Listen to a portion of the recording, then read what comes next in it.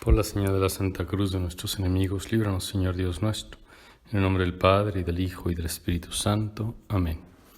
Señor mío y Dios mío, creo firmemente que estás aquí, que me ves, que me oyes. Te adoro con profunda reverencia. Te pido perdón de mis pecados y gracia para hacer con fruto este rato de oración. Madre mía Inmaculada, San José, mi Padre y Señor, Ángel de mi guarda, intercedan por mí.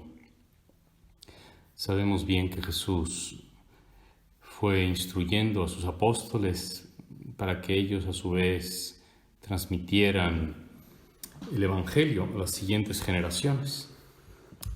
Y predicaba el reino, la llegada del reino de los cielos, que era la forma en que Jesús presentaba la plenitud del proyecto de Dios para su pueblo.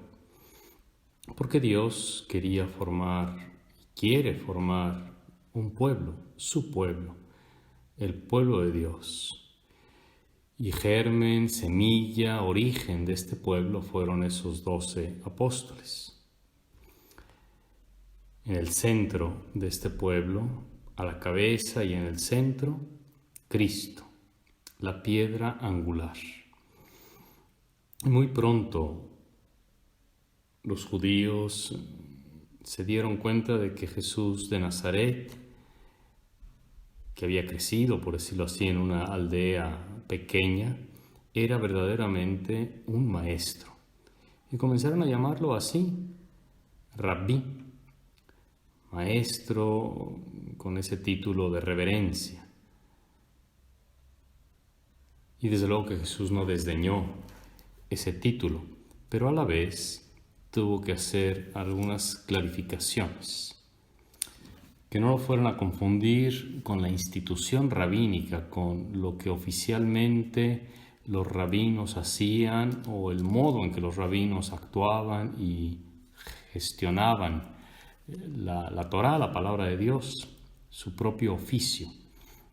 Ser rabino era un oficio, un trabajo, una profesión prácticamente, con una serie de reglas. Y entre ellas estaba esta manera de tener discípulos, de rodearse de discípulos que debían acercarse al rabino con una profundísima reverencia, con un gran respeto, con formas casi cortesanas.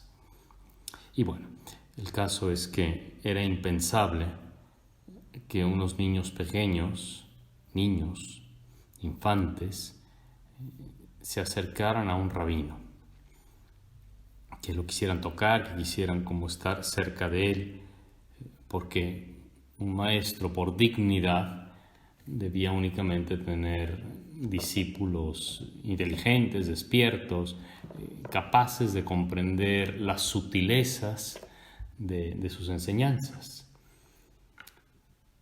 Y aquí pues en el Evangelio de este día, este contraste, esta escena que es al mismo tiempo seria y un poco simpática. Lo vemos a Jesús, que había estado predicando y había estado enseñando cosas profundas. Había hablado del perdón, había hablado de la corrección fraterna, había hablado de la indisolubilidad del matrimonio, había hablado del celibato por el reino de los cielos. Y de pronto, entonces, le presentaron a algunos niños para que orase por ellos y los bendijese.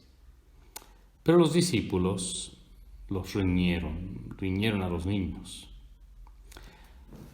Discípulos que querían quedar bien con su maestro, que querían hacer notar a la gente que Jesús de Nazaret verdaderamente era un rabino y que por lo tanto merecía ese trato formal de rabino. Pero Jesús reaccionó de una manera que les llamó la atención y que quedó consignada en el Evangelio. Dejen a los niños, no les impidan que se acerquen a mí, porque de quienes son como ellos, de quienes son como los niños, es el reino de los cielos. El reino de los cielos, también formado por niños.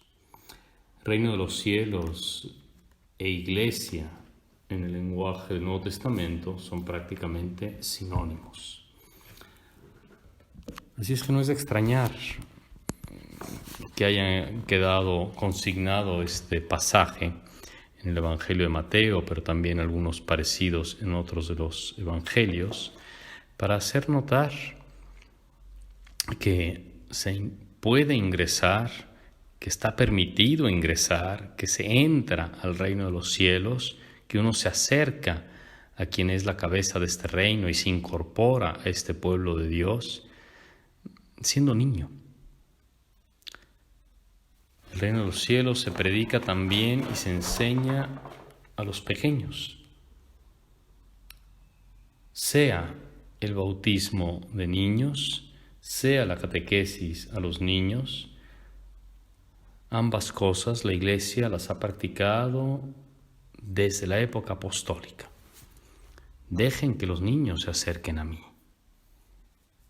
Y en este gesto sencillo de Jesús que les impuso las manos, la Iglesia ha visto precisamente la bendición, la aceptación, una cierta transmisión de una gracia, de un don, porque en toda la Biblia y especialmente en el Nuevo Testamento la imposición de las manos tiene todos estos sentidos sacramentales, sea de transferencia de un poder, sea de un reconocimiento como de aceptación, como por ejemplo cuando se imponen las manos a quien se confiesa y de esa manera se significa que queda readmitido, queda reincorporado, queda acogido en la comunidad, aquel que se había separado por el pecado.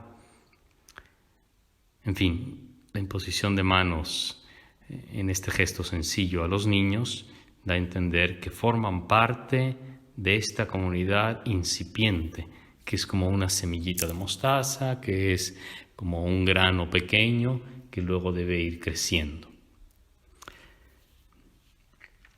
La infancia, la niñez, no son edades perdidas.